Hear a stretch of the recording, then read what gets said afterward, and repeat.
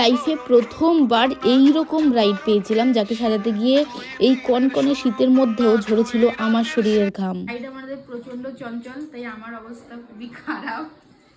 বকা ধাওয়া দিয়ে দেখো হাসছে ব্রাইড।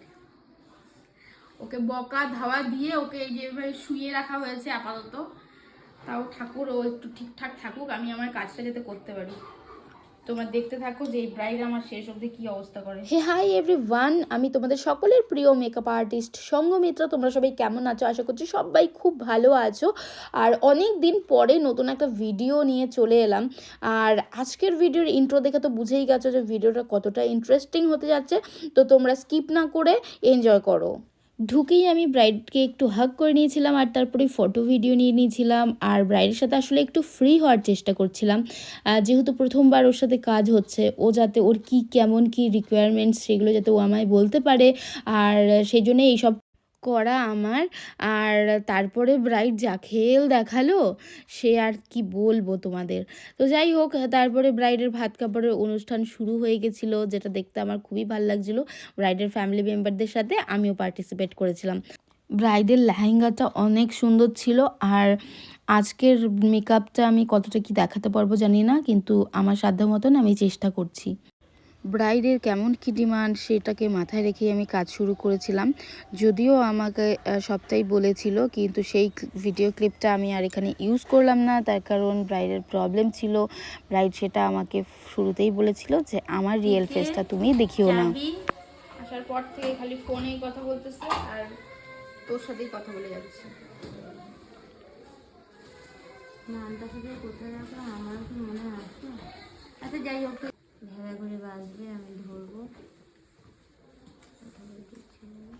ব্রাইড যদি কন্টিনিউ এইরকম কথা বলতে থাকে, চোখ বন্ধ করতে বললে চোখ খুলে রাখে, প্লাস বসতে বললে উঠে চলে যায়, তাহলে কাজ করাটা কিভাবে সম্ভব তোমরাই বলো।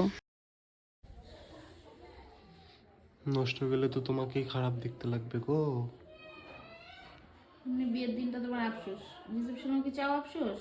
না, তাহলে আমি এই যে চিল্লাচ্ছি, আমি তোমার তোমরা শুনতেই পারছো, আমি প্লাস আমার মানবেন্দ্র সাথে ছিল। ও দুজনে মিলে আমরা ব্রাইডকে বোঝানোর চেষ্টা করছিলাম যে তুমি প্লিজ আমাদেরকে একটু কোঅপারেট করো, তাহলে তোমার লুকসটাই বেস্ট আসবে। যেহেতু তোমার স্পেশাল ডে, আমি আমার বেস্টটা দিতে চাই, তোমাকে যাতে বেস্ট দেখতে লাগে, সেটাই আজকের আমার উদ্দেশ্য। এটা ব্রাইডকে যতক্ষণ বোঝাচ্ছিলাম খানিকক্ষণ ও বুঝছিল ঠিকই, তারপরে আবার ও যেই কি সেই। তো পরে গিয়ে বুঝলাম যে আসলেই ব্রাইড প্রচণ্ড পরিমাণে চঞ্চল, এক কথায় চুলবুলি। নর্মালি আমার ব্রাইড সাজাতে 2 ঘন্টা সময় লাগে, কিন্তু ওকে সাজাতে আমার 5 ঘন্টা সময় লেগেছিল। আর ওকে একটা চেয়ারের মধ্যে আমি শুইয়ে নিয়েছিলাম, কারণ প্রথমে আমি ওকে আর 5টা ব্রাইডকে যেরমভাবে সাজাই চেয়ারে বসিয়ে নিয়ে ওইভাবেই কাজ করছিলাম, কিন্তু প্রচণ্ড ছটফট করছিল, যার জন্য আমার কাজ বিগড়ে যাচ্ছিল। ব্রাইডের যে হাজব্যান্ড ছিল সে আমার বন্ধু ছিল, আর তার বউকে সাজাচ্ছি, তো একটু ভালো তো সাজাতে হবেই। সেই তাগিদে আমি ব্রাইডকে অনেকটা বকাঝকা করে নিয়েছিলাম।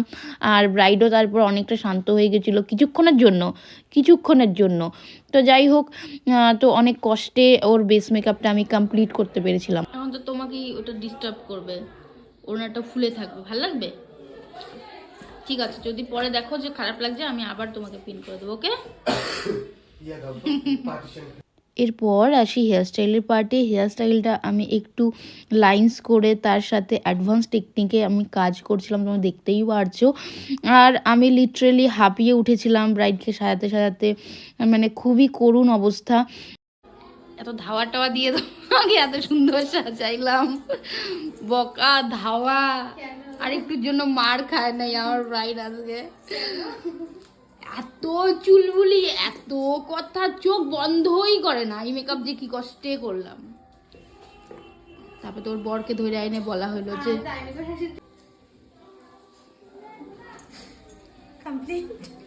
হায় রে, ছবিও তুলতে দেয় না ব্রাইড, ছবিও তুলতে দেয় না।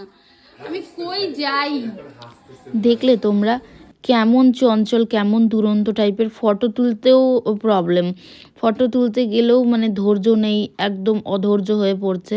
ইভেন বিয়ে বাড়িতে এসেও আমি শুনেছি যে ফটোগ্রাফাররা নাকি ব্রাইডের একটা ফটোও ঠিকঠাকভাবে তুলতে পারেনি, আর তুলতে পারবে কি করে। যদিও প্রথমে আমি বিশ্বাস করছিলাম না কথাটা, কিন্তু পরে গিয়ে আমার মানে হাড়ে হাড়ে বিশ্বাস হয়েছে যে কেন ফটোগ্রাফাররা ব্রাইডের ঠিকঠাকভাবে ফটো তুলতে পারেনি। যাই হোক, এরপর আমি তোমরা দেখতেই পারছো যে জুয়েলারিগুলো পরে দিচ্ছিলাম, আর আমাদের ব্রাইড কিন্তু প্রত্যেক কয়েকটা জুয়েলারি গোল্ডেরই পরেছিল। তো খুব কষ্ট করেই আমি আমার ব্রাইডকে কমপ্লিটলি সাজিয়ে দিতে পেরেছিলাম। আর তোমরাও কিন্তু কমেন্ট করে জানিও যে ব্রাইডের লুকসটা কেমন লাগছে, ওর লেহেঙ্গার সাথে ঠিকঠাকভাবে আমি করে দিতে পেরেছি কিনা। আর ভালো লাগলে অবশ্যই কমেন্ট করে জানিও, আর শেয়ার করতে ভুলো না। তোমাদের বলে দিই, আমাদের পরবর্তী ব্রাইডাল মাস্টার ক্লাসে যারা যারা জয়েন করতে চাইছো, খুব জলদি আমাদের ব্রাইডাল মাস্টার ক্লাস শুরু হবে, তোমরা অ্যাডমিশন নিয়ে নিও। আর যারা যারা নিজেদের স্পেশাল ডেতে আমার কাছে সাজবে ভাবছো, তোমরাও তোমাদের স্পেশাল ডেটগুলো বুক করে নিও। তো তোমরা দেখতেই পারছো আমার ব্রাইডকে কিন্তু সাজানো প্রায় কমপ্লিট হয়ে গেছিলো। আর তো চলো ব্রাইডের লুকসটা কেমন লাগলো ব্রাইডের থেকে শুনে নিই। তো কৃষ্ণা, তোমাকে সাজালাম, বলো, ফুল লুকসটা তোমাকে দেখালাম, কেমন লাগলো? খুব সুন্দর, আমি যেরকম চেয়েছিলাম একদম সেরকম। পছন্দ হয়েছে তো? একদম।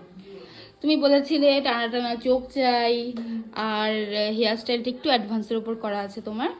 তো ওভারঅল লুকটা তোমার পছন্দ হয়েছে? একদম একদম। আশা করি তোমার পছন্দ মতন করে দিতে পেরেছি। তোমার কাছে যে সাজবে একদম মনের মতন করে সাজতে পারবে। Thank you so much, thank you so much. Happy married life, খুব ভালো থেকো। তো তোমরা ব্রাইডের ফিডব্যাক তো শুনেই নিলে। ব্রাইডকে অনেক বকুনি দিয়েছিলাম, অনেক কিছু করেছিলাম ব্রাইডকে, ওকে একটু ভালো একটু সুন্দর সাজানোর জন্য। যদিও লাস্টে যখন ও নিজেকে মিররে দেখেছিল, ও সেটা বুঝতে পেরেছিল, এবং তারপরে তোমরা দেখতেই পারছো ও কতটা খুশি, আর আমিও অনেকটা খুশি ছিলাম। তো এটাই ছিল আমার ব্রাইডের ফাইনাল লুক ওড়না লাগানোর পরে। তো চলো ব্রাইডকে কেমন লাগছে তোমাদের এক ঝলক দেখিয়ে দিই।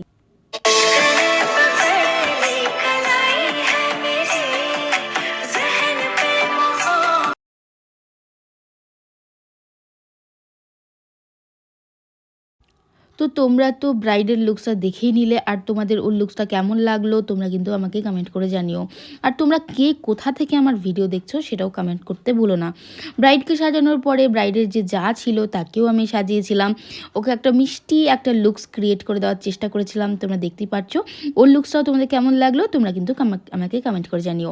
আর তোমরা যারা যারা আমার কাছে মেকওভার করাতে চাও, তোমরা আমাকে এই স্ক্রিনে যে নাম্বার ভাসছে সেই নাম্বারে কন্ট্যাক্ট করো। তোমরা নিশ্চয়ই এই পুরো ভিডিওটা দেখে বুঝেই গেছো যে এই কনকনে শীতের মধ্যেও কেন আমি আমার এত ঘাম ঝরিয়েছিলাম।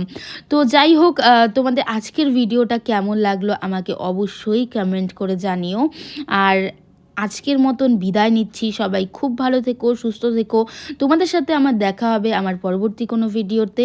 সবাই খুব ভালো থেকো, টাটা বাই, শেষ।